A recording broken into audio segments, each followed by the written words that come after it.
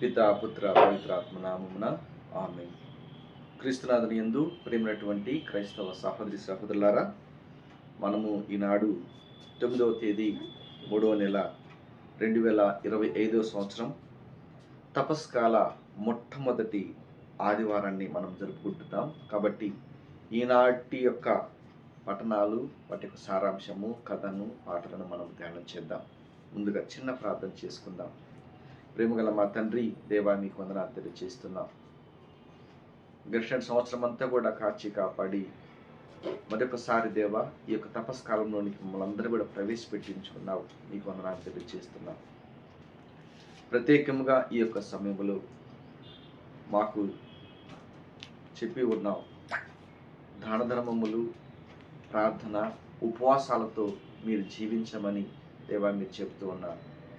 ఈ యొక్క తపస్కాలం అంతా కూడా దాన ధర్మములతో, ప్రార్థనతో, ఉపవాసముతో దేవా మా యొక్క శరీరమును, అదేవిధముగా మా యొక్క గుండెలను అన్నిటినీ కూడా నలుక్కొట్టుకొని, గుండెలను బద్దలు చేసుకొని నీకు దగ్గరగా ఉండేటువంటి భాగ్యాన్ని మాకు దయచేయమని ప్రార్థన చేస్తున్నాం.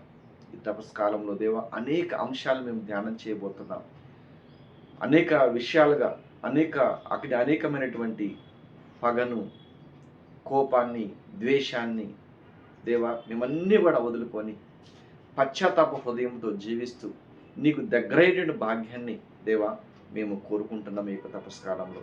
కాబట్టి అట్టి భాగ్యము, అట్టి కృప మాకు దయచేస్తూ ప్రతి తపస్కాలం అంతా కూడా మేము ఎలాంటి సైతాన్ శోధనల చేత ఇబ్బందులు పడకుండా, మేము మంచిగా ఏ సైతాన్ శక్తికి లొంగిపోకుండా మంచిగా మా యొక్క కార్యాలను జరుపుకుంటూ ఈ తపస్కాలం అంతా కూడా మీకు దగ్గరగా ఉంటూ జీవించడానికి కృప చూపమని, ప్రత్యేకంగా ఈ సమయంలో మేము ధ్యానం చేసేటువంటి అంశాన్ని మీరు దీవించి ఆశీర్వదింప చేయమని, యేసుక్రీస్తు వారు సైతాన్ చేత శోధింపబడేటువంటి అంశాన్ని మేము ఈ యొక్క సమయంలో ధ్యానం చేయబోతుండగా మమ్మల్ని దీవించమని, దీని యొక్క సారాంశం మేము తెలుసుకొని దీని ప్రకారం జీవించడానికి నీ కృప తోడుగా ఉంచమని, ఈ యొక్క వాక్యాన్ని వింటున్న ప్రతి బిడ్డను కూడా మీరు దీవించమని, వారి యొక్క హృదయాల్లో, కుటుంబంలో శాంతిని, సమాధానం దయచేయమని, మంచి మాటలు దేవ మాకు ఈ సమయంలో మీరు అందింప చేయమని, ఈ మా మనోలన్నింటినీ నీ ప్రియకుమారుడు మా రక్షకుడైన ప్రభు యేసయ్య నామములో అడిగి వేడుకుంటున్నాము తండ్రి, ఆమేన్.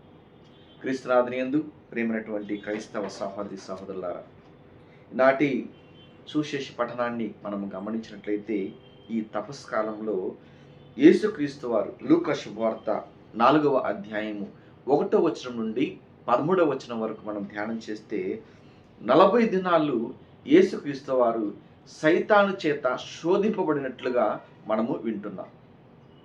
ఆయన ఏమీ కూడా ఈ 40 దినాలు తినలేదు. అలాంటి సమయంలో ఆయన ఆకలిగా ఉన్నప్పుడు ఆ సైతాను శోధిస్తుంది. 40 దినాలు అనేక రకాలుగా సైతాను శోధించింది. ఒక ఆఫీసులో ఒక ఇద్దరు శత్రువులు ఉన్నట్లయితే వాళ్ళిద్దరికీ మాటలు కుదరినప్పుడు ఏం చేస్తారంటే, వీళ్ళు కొంతమందిని ప్రోత్సహిస్తారు, వాళ్ళు కొంతమందిని ప్రోత్సహిస్తారు. ఈ విధంగా ప్రోత్సహించి అతనికి విరుద్ధంగా ఏదో ఒక పని చేయటం, అతనికి విరుద్ధంగా ఏదో ఒక పని చేయటం, ఇబ్బందులు పెడతాం, చిక్కులు పెడతాం, సమస్యలు సృష్టించడం చేస్తూ ఉంటారు. అలాంటి సమయంలో ఒక్కోసారి చాలా బాధపడతారు, మనస్తాపానికి గురి అవుతారు. వాళ్ళు ఏమి చేస్తారో అర్థం కాని పరిస్థితుల్లో కూడా ఉంటారు. కాబట్టి అలాంటి సందర్భమే ఈ రోజున ప్రభు అయినటువంటి యేసుక్రీస్తుకి సైతానికి మధ్య ఒక శోధన జరిగింది. 40 దినాలు ఆయన ఒంటరి పోరాటం చేశాడు. ఇలాంటి పోరాటంలో ప్రభువారే నెగ్గారు. అయినప్పటికీ కూడా దేవుడు ఎలా వాటిని ఎదుర్కొన్నాడో మనం ధ్యానం చేద్దాం. సపోజ్ ఈ రోజున మనము నీవు మగాడివైతే,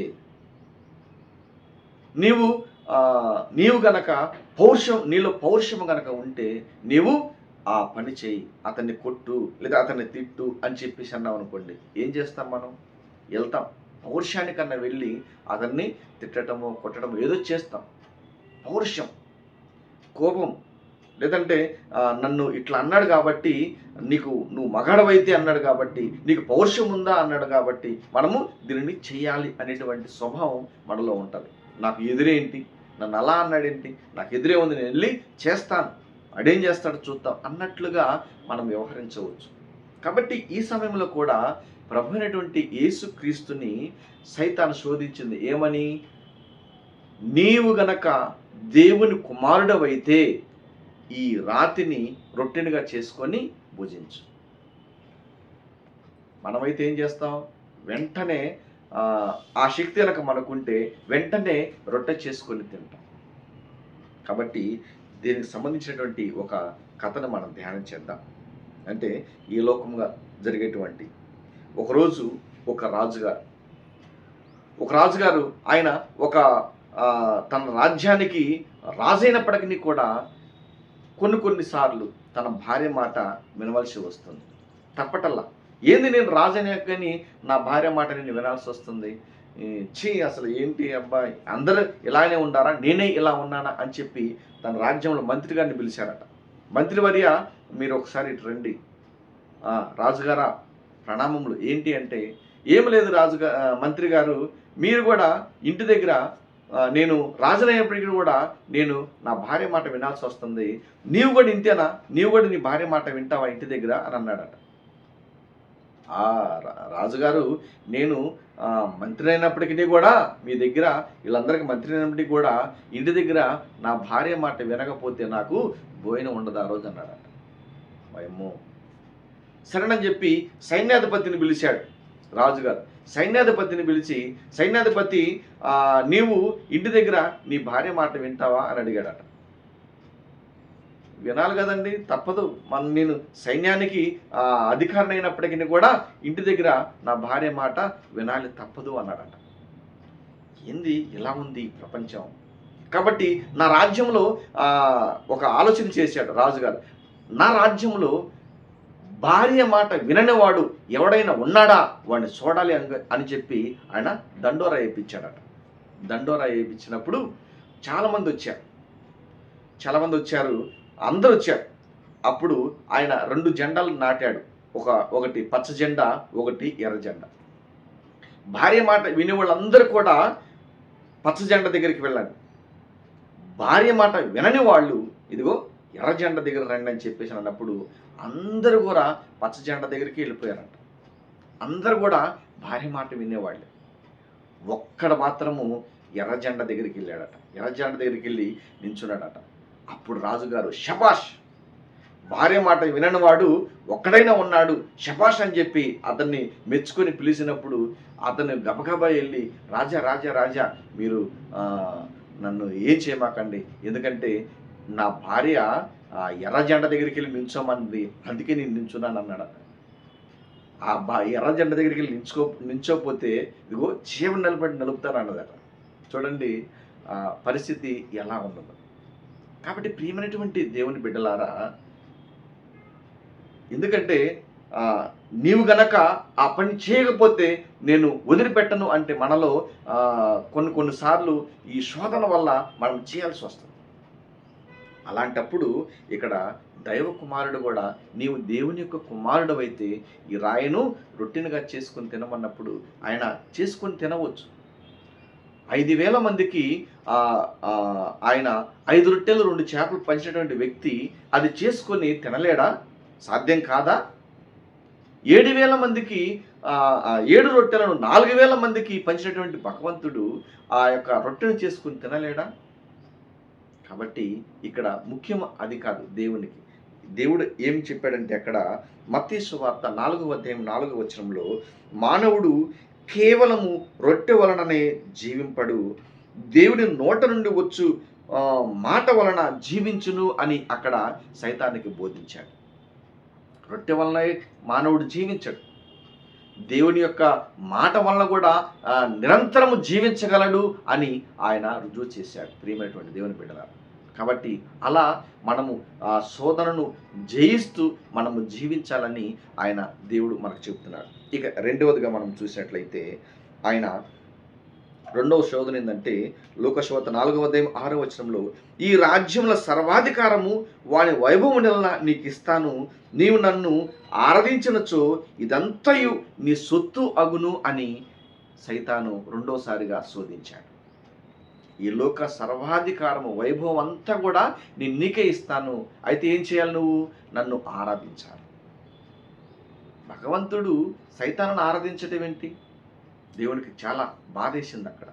బాధేసి ఏమన్నాడంటే మత్తయి సువార్త 4వ అధ్యాయం 10వ వచనంలో, సైతాను పొమ్ము, ప్రభు అయిన నీ దేవుణ్ణి ఆరాధింపుము, ఆయనను మాత్రమే సేవింపుము అని వ్రాయబడి ఉన్నది అని యేసు పలికాడు.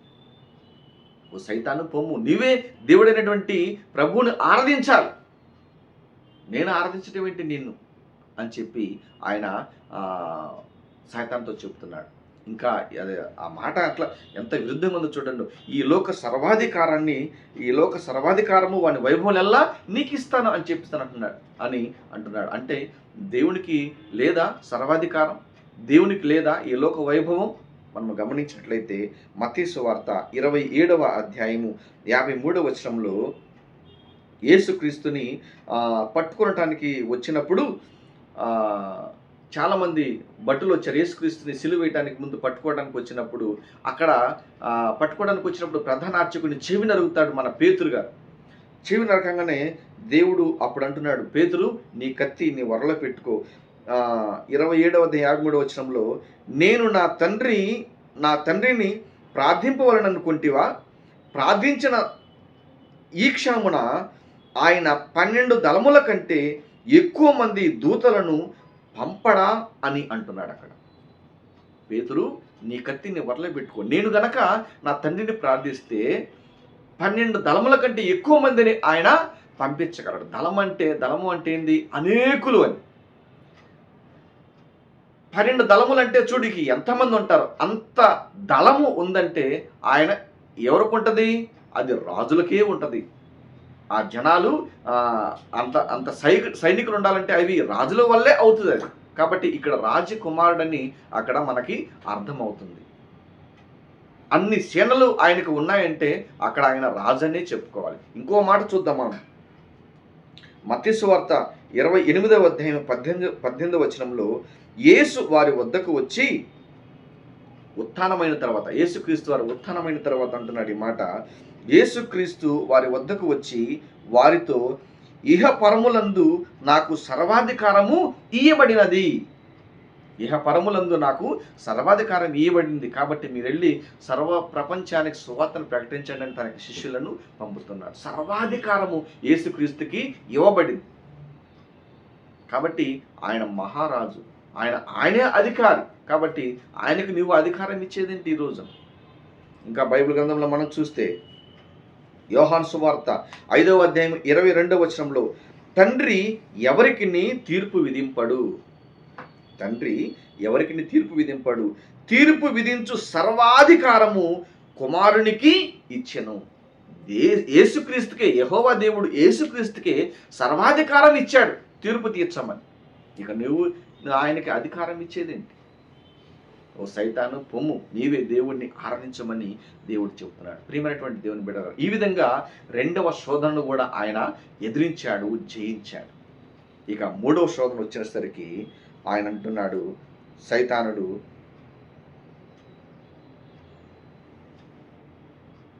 3వ శోధన ఏంటి? నీవు దేవుని కుమారుడవైనచో ఇచ్చడి నుండి క్రిందికి దుముకుము, నిన్ను రక్షింప దేవుడు తన దూతలకు ఆజ్ఞ ఇచ్చును అని చెప్పి అంటున్నాడు. యెరూషలేము దేవాలయానికి తీసుకుని వెళ్ళి పైనుంచి నువ్వు దూకు, నీ పాదములకు ఎలాంటి గాయం తగలకుండా తన దూతలను భద్రపరుస్తాడు, కావిలి ఉంచుతాడు అని చెప్పేసి ఆయన చెప్తున్నాడు. ఆ విషయం నువ్వు చెప్పేదేంటి? ఇక్కడ చూడండి, సైతానికి ఆయన కౌంటర్ ఇస్తున్నాడు. కీర్తన గ్రంథము 91వ అధ్యాయం 11వ వచనంలో, ప్రభు నిన్ను తన దూతల ఆధీనమున ఉంచును, నీవు ఎచ్చటికి వెళ్ళినా వారు నిన్ను కాపాడుచుంటారు. ప్రభువు నిన్ను తన దూతల ఆధీనంలో ఉంచును. నిన్ను నన్ను ఎవరైనా సరే ప్రభుని ప్రార్థించే ప్రతి వారికి కూడా ఒక దూతను కావలిగా ఉంచుతాడు. ఆ దూత నువ్వు ఎక్కడికి వెళ్ళినా, ఏం చేస్తూ ఉన్నా అవి నిన్ను కాపాడుతూ ఉంటాయి, రక్షిస్తూ ఉంటాయి. నువ్వు చీకటిలో వెళ్ళినా, అంధకారంలో వెళ్ళినా, నిట్ట మధ్యాహ్నం వెళ్ళినా, వ్యాధుల్లో, బాధల్లో, శోధనలో, ఇబ్బందుల్లో ఉన్న ఆ దూతలు నిన్ను అనుక్షణం కూడా కాచి కాపాడుతూ ఉంటాయి తన బిడ్డలను. కాబట్టి దేవుడు భయపడలేదు. నువ్వు కాపాడేంటి, నా ప్రభు నన్ను కాపాడుతాడు, రక్షిస్తాడని చెప్తున్నాడు. ఆ తర్వాత మనం గమనించినట్లయితే యెషయా గ్రంథం 37వ అధ్యాయం 36వ వచనంలో అక్కడ సన్హెరీబు రాజు ఇశ్రాయేలు మీదకి దండెత్తి వచ్చుచున్నాడని చెప్పగానే పాపం అసిరియా రాజు భయపడిపోయాడు. చాలా సైన్యం ఉంది, మన దగ్గర ఏమో తక్కువ సైన్యం ఉంది, ఎలా అని దేవుని ప్రార్థించినప్పుడు ఆ దూత చెప్పింది, ఇదిగో నీవు రాజా, నువ్వు భయపడమాకు, వాళ్ళు నీ మీదికి ఒక్క బాణము కూడా వేయలేరు, నీ మీదికి యుద్ధానికి కూడా రాలేరు అని చెప్పి ఆ తెల్లారి యుద్ధం అని ప్రకటించారు. ఆ రాత్రి దేవదూత వెళ్ళి అక్కడ ఉన్నటువంటి సైన్యం ఆ ఇశ్రాయేలు మీదకి ఎవరైతే రావాలని అనుకున్నారో వాళ్ళందరినీ కూడా 185,000 మందిని ఆ దూత హతమార్చింది. ఆ రాత్రి మొత్తాన్ని కూడా చంపివేసింది. తెల్లారి చూస్తే ఎవరు కూడా లేరు. కాబట్టి ప్రియమైనటువంటి బిడ్డలారా, ఆ దూత తన బిడ్డలను, తన సామ్రాజ్యాన్ని, తన మొత్తాన్ని, వైభవాన్ని కాపాడుతూ ఉంటుంది దూత. కాబట్టి ప్రభువు ముందుగానే మనకి దూతలను అప్పగించాడు. మనం కావాలని మనం ఏమి చేసుకునే అవసరం లేదు.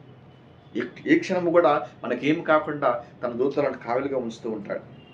ఇక్కడ సిరాకు గ్రంథం 44వ అధ్యాయము 20వ వచనంలో ఇక్కడ అంటున్నాడు, అబ్రహాము ప్రభువుతో నిబంధన చేసుకొనెను, ఆ నిబంధనకు గుర్తు అతని ఒడల మీద కనిపించెను, అతడు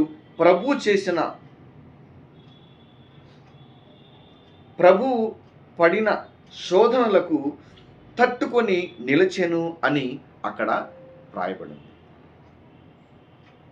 ప్రభు అతనికి ఒక నిబంధన గుర్తునిచ్చాడు, తన ఒడల మీద దాన్ని వేసుకొని ఉన్నాడు. ప్రభు పడినటువంటి శోధనలకు తట్టుకొని, ప్రభు వేసినటువంటి శోధనలు, కొన్ని శోధనలు వచ్చాయి అబ్రహాం గారికి. ఆ శోధనలు తట్టుకొని అతను నిలబడ్డాడు. ఏమి శోధనలు వచ్చాయి? 100 సంవత్సరాల వయసులో ఒకే ఒక కుమారుణ్ణి ఇచ్చి, ఇదిగో మరలా నాకు బలి ఇవ్వమంటే ఎంతటి వేదన, శోధన అనుభవించాడో చూడండి.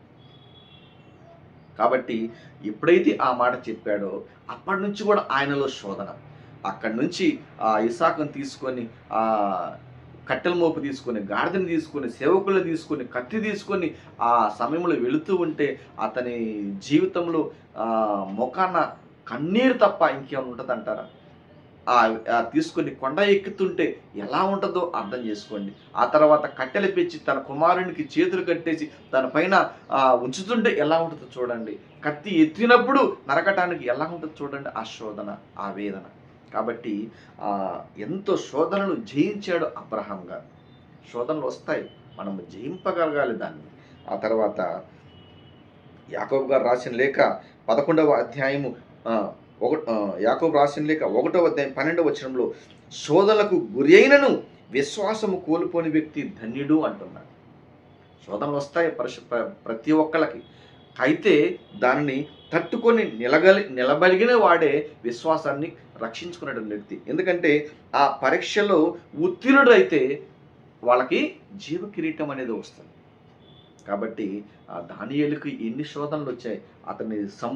అతన్ని సింహాల బోనులో వేయబోతున్నప్పుడు ఎంత బాధపడి ఉంటాడు, ఎంత శోధన వచ్చి ఉంటుంది. వాళ్ళందరూ కూడా కలిసి అన్యాయపు తీర్పు విధించి దానియేలుని సింహ బోన్లు వేయటానికి తలపడ్డారు. అలాంటి సమయంలో ఎంత శోధన, ఎంత నరకయాత్ర అనుభవించాడు. ఆ తర్వాత పౌలు గారు కూడా చూస్తే ఆయన కూడా చాలా హింసలు, బాధలు అందించాడు. ఆయన 2 కొరింథీ 11వ అధ్యాయము 20వ వచనం నుండి 27వ వచనం వరకు చదువుకుంటే ఎంత శ్రమలు, శోధనలు అనుభవించాడు ఆయన మనం తెలుసుకోవచ్చు. కాబట్టి ఈ విధంగా అనేక మంది శోధనలు, వేదనలు జయించుకున్నారు. ఈ రోజునైతే ప్రభు అయినటువంటి యేసుక్రీస్తు వారు కూడా తనకు వచ్చిన శోధనలన్నిటిని కూడా ఆయన జయించగలిగాడు. సాతానుకు దేనికి కూడా ఆయన లొంగల. కాబట్టి మనము కూడా అదే విధంగా ఉండాలి. ఈ 40 దినాలు సైతాను మనమిటే ఉంటుంది, మన వెంటే ఉంటుంది, మనతోనే ఉంటుంది, మనతోనే జీవిస్తుంది, మనతోనే పడుకుంటుంది. కాబట్టి ఈ 40 దినాలు మనము దాని శోధనకు లొంగకుండా మన యొక్క ఆలోచన, మన యొక్క చూపు, మన యొక్క మాట అన్నిటిని కూడా దేవునికి సమర్పించుకొని హృదయముతోటి ఉపవాసముతోటి మనం ప్రభువును ప్రార్థించినప్పుడు ఇలాంటి శోధనను ఎదుర్కొనగలుగుతాం. కాబట్టి మనము చాలా విషయాలు చెప్పుకోవాలంటే చాలా ఉన్నాయి. కాబట్టి మనము మన జీవితంలో ఈ యొక్క ప్రార్థనా జీవితం కలిగి, ఉపవాసం కలిగి, దాన ధర్మాలు కలిగి జీవిస్తూ దేవునికి అతి సమీపంగా ఉంటే మనము ఈ సైతాను శోధనలు ఎదుర్కొనడానికి మనకి శక్తి బలము వస్తుంది. అలాంటి ధన్యత భాగ్యం దయచేయమని ఈ యొక్క ప్రార్థనలో వేడుకుందాము. పితా పుత్ర పవిత్రాత్మ నామమున ఆమేన్. దీనికి సంబంధించిన పాటలు మనం గమనించుదాం క్లుప్తంగా. నేర్పుమయా నజరేయా ప్రార్థన నేర్పుమయా, ఈ పాట అందరికి వచ్చింది. అయితే రెండో చరణంలో శోధన జయింప అనుక్షణము ప్రార్థించమని పలికితివే, ఇది ఈ పాట పాడుకోవచ్చు మొట్టమొదటి రీడింగ్కి.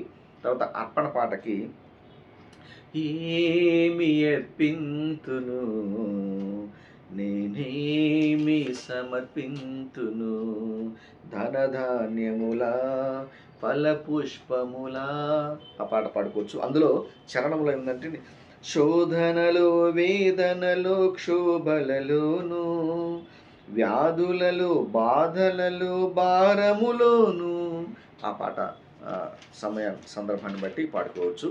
ఆ తర్వాత పరలోక ప్రార్థన పాట ఉంది. పరలోక జపం కాకుండా ఈరోజు పాట పాడుకుంటే చాలా బాగుంటుందని నా యొక్క ఆలోచన. పరలోకమందున్న మా తండ్రి, ఆ పాటలో రుణవంతులను మేము మన్నించులా రుణబంధముల నీవు తొలగించుమా సాతాను శోధనలు పడనీయక సదా మమ్ము కీడు నుండి తప్పించుమా, ఆ పాట పాడుకోవచ్చు. ఆ తర్వాత నిసాగెదయేసునితో నా జీవిత కాలమంతా కష్టములొచ్చిన నష్టములొచ్చిన శోధన బాధలు చెలరేగిన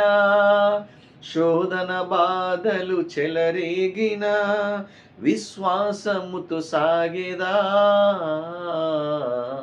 నిసాగెదయేసునితో, ఈ పాట కూడా పాడుకోవచ్చు. తర్వాత నా ఊపిరిలో ఊపిరివి నీవే నా గమనములో కాపరివి నీవే పేరు పెట్టి పిలిచిన విభునివి నన్ను కాయు పరలోక సుతునివి దేవా దేవా నీ మేలు మరువనయా. చరణంలో కృంగిన సమయములు వంగి నన్ను లేపితివి క్షణభంగురాశలకు లొంగకుండ నడిపితివి, భజన పాటలో ఉంది. దివ్య రాగం పుస్తకంలో 871వ పాట, ఈ పాట కూడా పాడుకోవచ్చు. ప్రేమైనటువంటి క్రైస్తవ సహోదరులారా, ఈ యొక్క ప్రసంగము మీకు చెప్పదలుచుకున్నప్పుడు ఏదైనా కొన్ని పాయింట్స్ మీకు నచ్చితే దీన్ని జోడించి చెప్పుకోనండి. పాటలు ఇంకా చాలా ఉన్నాయి, ఇవి కూడా కొన్ని మీరు జోడించుకొని మీ యొక్క దేవాలయాల్లో పాడుకోవాలని మనం చేస్తూ ఈ యొక్క కార్యక్రమాన్ని అందరు చూస్తూ మీ యొక్క అభిప్రాయాలు తెలియచేయండి. మీకోసము నేను ప్రార్థిస్తాను, నా కోసం మీరు కూడా ప్రార్థించండి. పిత పుత్ర పవిత్రాత్మ నామమున ఆమేన్.